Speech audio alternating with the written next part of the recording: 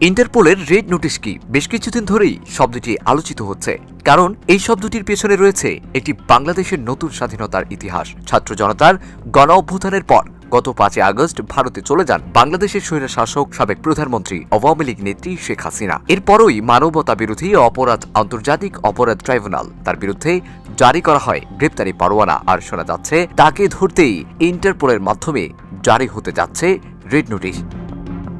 Red notice কি? কোন দেশ থেকে সন্দেহভাজন অপরাধীর তথ্য দিয়ে সংশ্লিষ্ট দেশটির ইন্টারপোলের আবেদন করে রেড নোটিশ জারি করতে। রেড নোটিশ ইন্টারপোলের আন্তর্জাতিক গ্রেপ্তারি পরোয়ানার সমতুল্য। রেড নোটিশ জারি করা হলে মুহূর্তের মধ্যেই 190 সদস্য রাষ্ট্রের পুলিশের কাছে সেই অপরাধীর সর্বশেষ অবস্থান ও অন্যান্য তথ্য পৌঁছে যায়। এটি প্রত্যর্পণ বা আটক করার জন্য অপরাধীকে শনাক্ত এবং গ্রেপ্তারের সহায়তা করে। তবে ইন্টারপোল রাজনৈতিক, সামরিক, ধর্মীয় এবং জাতিগত বিষয় নিয়ে কাজ করে না। ইন্টারন্যাশনাল ক্রিমিনাল পুলিশ অর্গানাইজেশন, সংক্ষেপে ইন্টারপোল, যেটি বিশ্বের অন্যতম শক্তিশালী আন্তর্জাতিক অপরাধ সংক্রান্ত সহযোগী সংস্থা হিসাবে পরিচিত।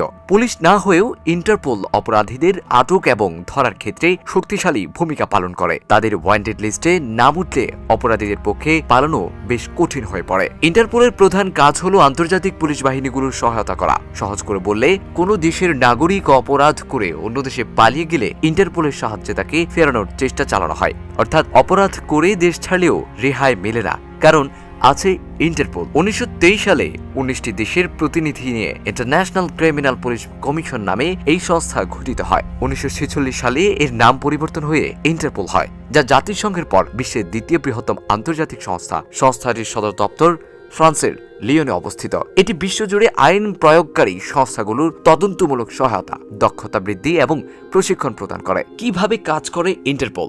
ইন্টারপোল সারা বিশ্বের পুলিশ এবং অপরাধ বিশেষজ্ঞদের নিয়ে গঠিত একটি আন্তর্জাতিক নেটওয়ার্ক।